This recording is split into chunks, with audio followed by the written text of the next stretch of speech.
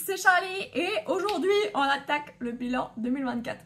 J'ai l'impression d'être très à la bourre, mais on souhaite la bonne année jusqu'au 31 janvier. Donc je suis parfaitement dans les temps encore je pense pour un bilan de l'année 2024. Il y a des choses à dire, il y a pas mal de trucs à dire, notamment déjà on va commencer par une bonne année 2025, voilà, je l'ai souhaité dans une autre vidéo mais... Toujours est-il que je vous souhaite une très bonne année 2025, du bonheur, de la joie, de l'amour, de la richesse, de la santé, tout le meilleur. On va faire un petit bilan de 2024. J'ai fait ce petit bilan avec Magali quand je suis allée la voir pour le nouvel an. On l'a fait ensemble. De l'extérieur, je pense que c'est une très chouette année pour moi dans le sens où j'ai acheté mon premier appartement. Oui, je dis premier parce que je pense que ce ne sera pas le dernier. J'ai acheté cet appartement, j'ai pu le faire grâce à mon activité et parce que mon activité a très bien fonctionné en 2023, en 2024 et ça c'est très chouette. J'ai pu entreprendre des travaux qui, mine de rien, mis bout à bout, coûtent une certaine somme. Je suis d'ailleurs toujours dedans. Il y a encore pas mal de choses à modifier dans cet appart, mais je peux décemment vivre dedans et être à l'aise. Ça a pris la moitié de mon année puisque j'ai fait la première visite en juin, donc ça a vraiment pris la deuxième partie de mon année. On va commencer du coup par le commencement. On va commencer par la première partie de l'année qui a été tellement violente. J'ai commencé l'année avec des nausées qui ne passaient pas. J'ai dû régler ça, que c'était difficile de travailler avec une nausée perpétuelle. Je n'ai jamais été enceinte. Je sais que ma mère, pour ses 3 grossesses, n'a jamais eu de nausées, mais c'est un enfer à vivre. Vraiment, ça ne donne pas envie d'avoir des enfants si c'est pour subir ça. Et donc ça a duré à peu près 10 jours jusqu'à ce qu'en fait ce soit traité. C'est vrai que l'année commençait pas super bien. Mais écoutez, moi je suis pas du genre à me dire il y a une merde, l'année va être pourrie.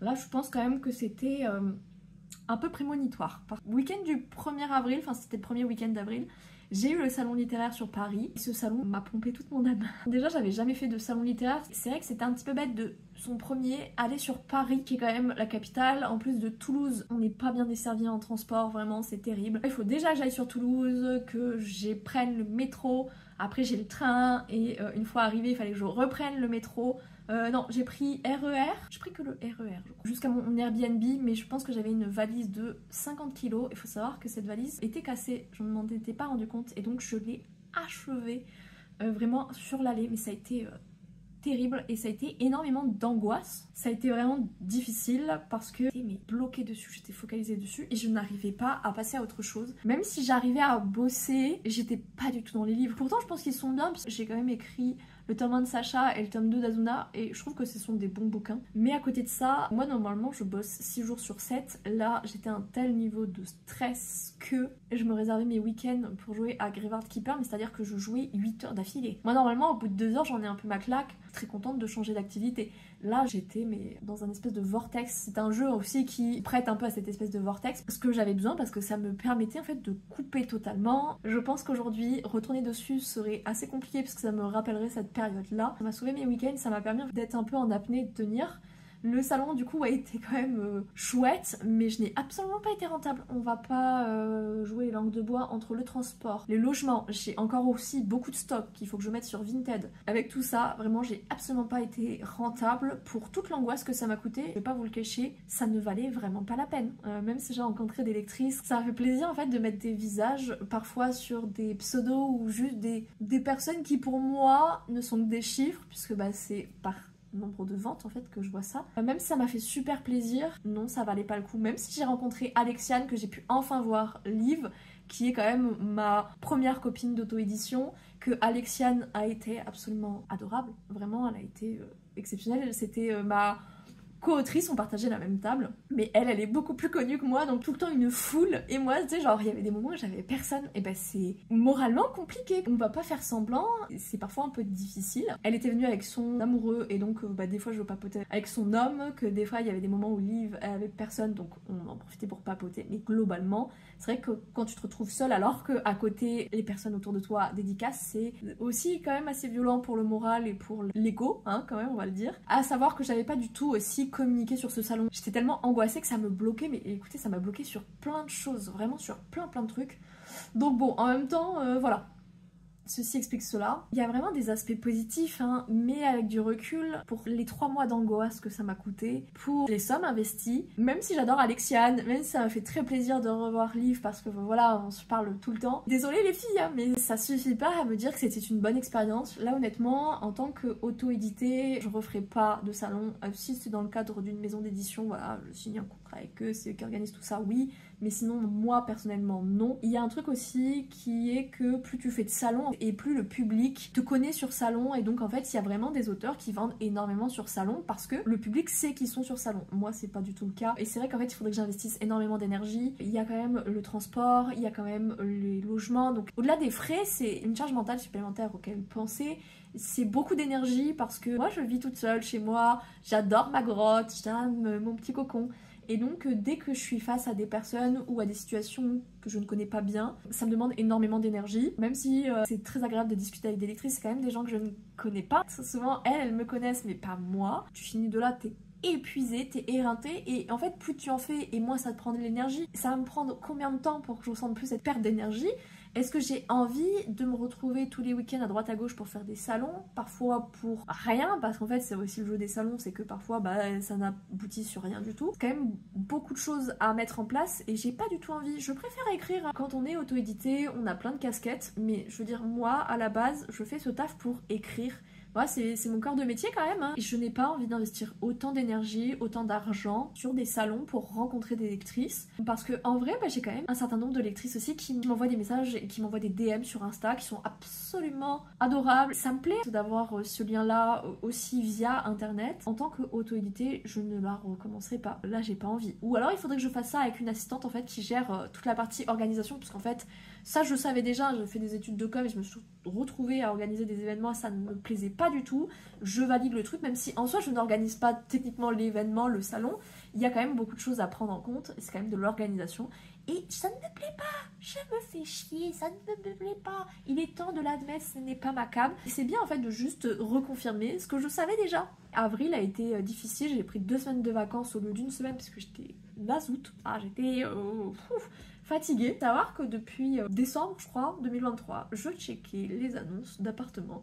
Et donc, qu'est-ce qu'elle a décidé, la petite Charlie? Sur le projet appartement, j'ai recontacté la courtière que j'avais vue à Montpellier à l'époque où j'habitais sur Montpellier, qui avait été la courtière de mon papa. J'ai visité cet appartement, c'est la première visite que j'ai faite. En juin, j'ai fait la contre-visite avec Magali, qui venait en plus 2 semaines plus tard, enfin, les astres étaient alignés. On a fait la contre-visite, on a fait une proposition. Magali a été quand même très futée parce qu'elle a un peu tâté le terrain avec l'agent immobilier. Au final, on a fait la contre-visite, je crois, le vendredi. Le samedi soir, il m'a appelé pour me dire qu'il avait une bonne et une mauvaise nouvelle. La mauvaise, elle avait refusé mon offre. La bonne, elle faisait une contre-proposition pile dans mon tarif max. Et après, suite à ça, donc parti chez le notaire, on a eu ce qu'on appelle une condition suspensive.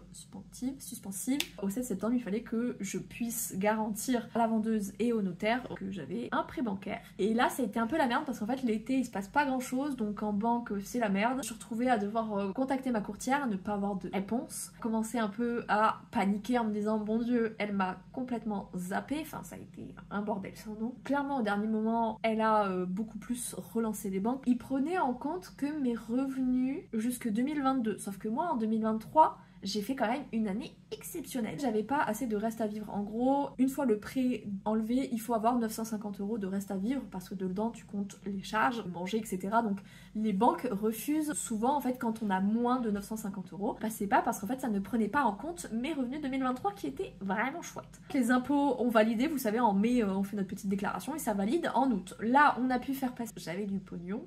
Et donc en fait que j'avais plus du tout un reste à vivre de 950 mais qu'on était large, vraiment très large. Déjà ça a pu modifier des choses. Au final j'ai eu ma banque actuelle qui avait fait un très bon taux. On arrive au 7 septembre, c'est bon, j'ai un prêt, on fait toutes les démarches, transfert de fonds, il faut respecter des délais pour les signatures. Je crois que le déblocage des fonds s'est fait littéralement 2 heures avant la signature chez le notaire. Enfin voilà, il y en a qui sont dû bosser. Je me retrouve avec cet appartement qui a notamment du carrelage, qui a des murs très abîmés, Et donc je me retrouve avec mes copines à boucher les trous dans les murs, à poncer les murs, à faire de la peinture, à poser du parquet. Ça prend beaucoup de temps et arrive finalement la date du déménagement. J'avais dit à mon propriétaire que je partais au 15 novembre. Le locataire qui a été choisi demande en fait à ce que je parte plus tôt. Pas de problème. Dit que je peux partir au 1er novembre. Cet enfoiré est rentré le 13 novembre. Tout ça pour ça, franchement j'étais en mode... c'est un peu du foutage de gueule. J'ai eu un appartement vide 2 semaines, j'ai payé 220 balles en plus parce que cet enculé m'a fait bouger pour rien. Je vous avoue que j'ai toujours aussi mauvaise, hein. Je souhaite pas de malheur aux gens. Si, je sais pas, il lui arrive que des petites merdes parce que tu m'as fait chier mec. Tu m'as vraiment cassé les couilles. J'ai déménagé très très vite. Je me suis retrouvée dans un appartement qui était pas totalement terminé en termes de peinture, d'ailleurs c'est toujours pas le cas. Au niveau de la cuisine, je n'arrivais pas à terminer de mettre les dernières planches. J'avais fait, mais vraiment en urgence, le parquet de ma chambre. Donc là, j'ai toujours pas le seuil de porte. La porte d'ailleurs n'est toujours pas mise sur ces petites pommelles. Il y a eu plein de merdouilles et bref, cet appartement a été longtemps en bordel parce que j'ai découvert en fait que cet appartement est très bruyant. J'entends les voisins de derrière, j'entends surtout la voisine du dessus parce qu'à côté, à la limite, c'est pas très grave, mais la voisine du dessus a un petit garçon de 2-3 ans qui court et que j'entends beaucoup. Et si vous me suivez depuis longtemps, vous le savez, je suis quelqu'un qui est très très sujette aux insomnies. Quand tu t'endors à 3-4 heures du matin et que tu te fais réveiller à 8h voire 7h30 parce que le petit court, c'est compliqué, je veux pas vous le cacher, hein. Vraiment honnêtement j'ai regretté cet appartement, j'ai regretté cet achat, je me suis dit j'ai fait de la merde. C'est quand même une grosse décision d'adulte, ben t'as fait de la merde, Entre temps j'ai croisé mon agent immobilier, parce que mon agence immobilière est pas très loin de chez moi, donc on s'est croisés, je lui ai tout dit vraiment, il m'a dit ah comment ça se passe, et normalement on dit bah je me sens super bien, et moi je lui dis ça se passe super mal. J'ai été très honnête avec lui, il était vraiment peiné pour moi parce qu'en fait le bruit on l'entend que de 7h30 à 8h30 et le soir après 18h30 en temps de visite, les agents immobiliers ils s'entendent pas le bruit quoi. Donc même lui était vraiment dégoûté pour moi. À ça je lui ai dit je pense que je l'ai quand même acheté trop cher, il m'a dit franchement non.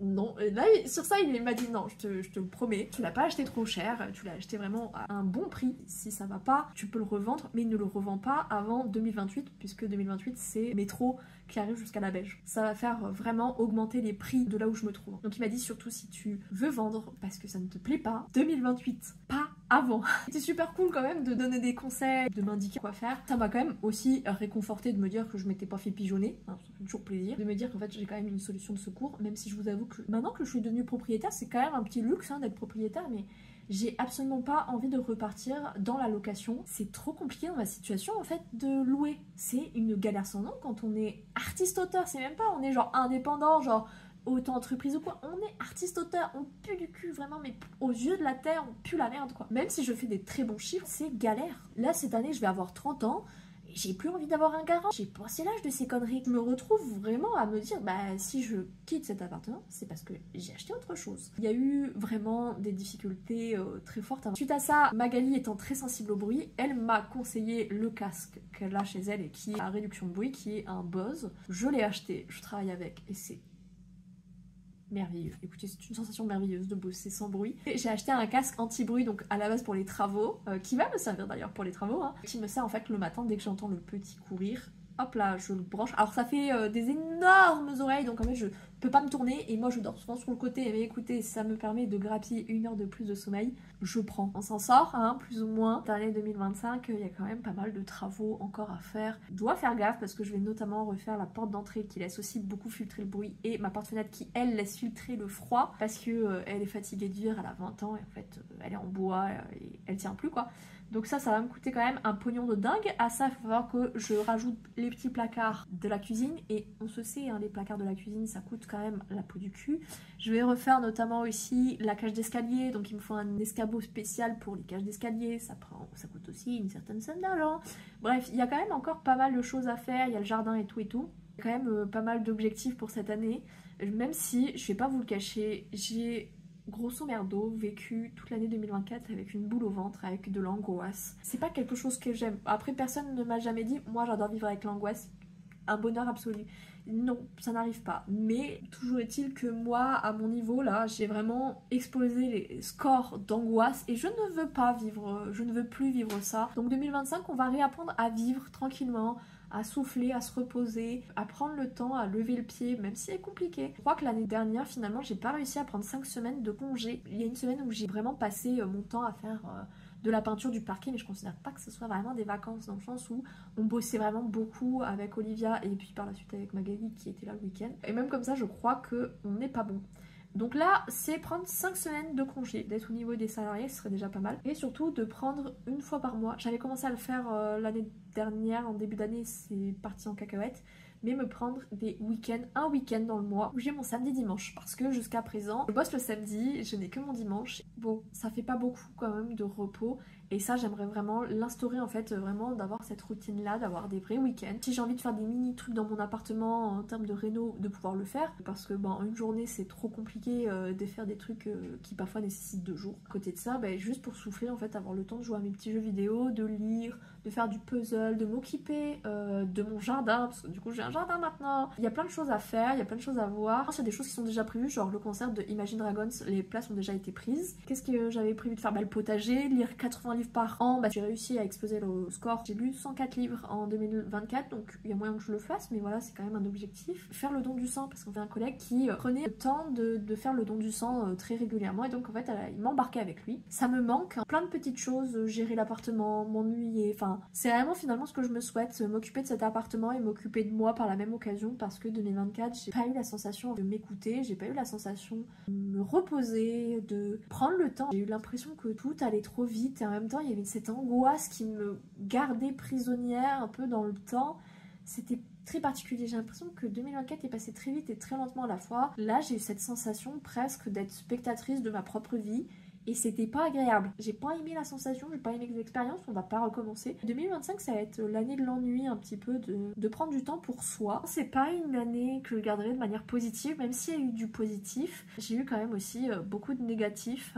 Il y a des choses auxquelles je vous ai pas trop parlé, notamment j'ai une de mes correctrices avec qui je ne travaille plus parce qu'en fait elle m'a rendu chaque texte en retard. Minimum 1 semaine, maximum 10 jours ou 2 semaines de retard. Donc ça aussi, ça m'a foutu dans une angoisse pas possible parce que j'étais tout le temps en train de courir après le temps parce qu'en fait les délais sans cesse dépassaient. Donc c'était sur moi après que derrière je récupérais la merde. Donc même en termes de pro, j'ai eu cette sensation aussi de autant courir après le temps à cause de ça. Objectif de cette année aussi en pro, parce que j'ai mis que des objectifs perso, mais en pro on va continuer à écrire 9 romans à l'année. J'ai un contact avec une maison d'édition qui, avec les fêtes de fin d'année, j'ai pas eu de réponse. Je vous avoue que je suis pas non plus ultra pressée parce que j'aimerais bien reprendre de l'avance sur l'écriture. J'ai plus envie de me sentir angoissée, donc c'est vrai que si elle répond pas, c'est pas trop grave. Au pire je relancerai ou au pire je passerai par des soumissions classiques.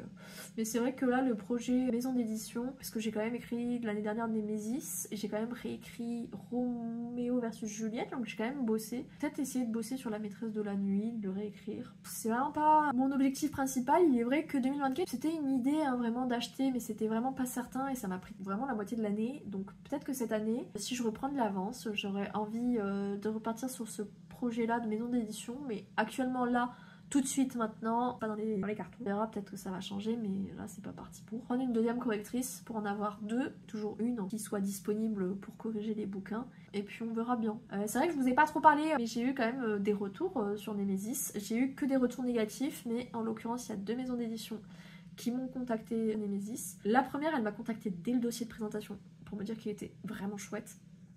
Plaisir. Ils avaient un texte qui était trop proche, donc ils souhaitaient pas partir sur Némésis. Et le deuxième, ils recherchaient pas de dystopie, ils recherchaient plutôt de la fantasy, ado. Et moi j'étais plus young adulte quand même. Si jamais j'avais d'autres textes à proposer, très ouvert à l'idée que je puisse reproposer. Mais j'ai pas de texte dans les tiroirs qui pourraient correspondre, j'ai plus de texte ado. J'aime trop écrire du young adulte maintenant pour écrire de l'ado, parce que c'est pas tout à fait les mêmes thèmes. J'aime de plus en plus avoir des sujets difficiles, matures, voire violents. En ado, on est quand même limité. Après, bon, il y a Hunger Games qui est quand même considéré comme de la littérature ado, mais c'est un peu la seule exception et en France, je suis pas sûre que ça passe quoi. En tant qu'autrice française, j'ai moins de passe-droit que des autrices anglophones. Ça a été quand même une année cool, même si Némésis n'a pas été signé. J'ai récupéré des petites adresses. J'ai quand même l'adresse d'une éditrice. Ça fait, mine de rien, très plaisir.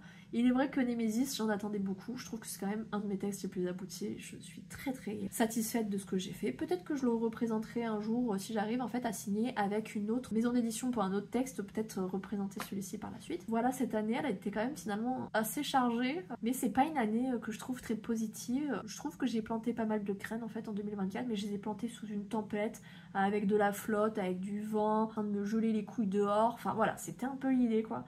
C'était pas agréable, ça a été pas très chouette. J'aime bien l'adversité, mais faut pas déconner non plus. Après la tempête vient le beau temps, et là je vais aller chillax dans mon petit transat avec ma petite paire de lunettes de soleil, un petit casque, un livre, et je vais profiter de ces petites graines plantées. Là c'est un peu l'idée, hein. C'est aménager l'appartement et faire de moi une priorité. Ce qui n'a pas été le cas, on va pas se le cacher, depuis que je me suis lancée à mon compte, donc ça fait maintenant 5 ans. On verra tout ça, alors pour le bilan. Ça a été très intense, hein. Mais pas intense chouette, intense juste fatigant. Donc bon, on verra ce que ça va donner. J'espère que vous, votre année 2024 a été quand même positive, qu'il s'est passé des belles choses. Si c'était pas votre année, bah écoutez, je compatis très fort et j'espère que 2025 le sera beaucoup plus.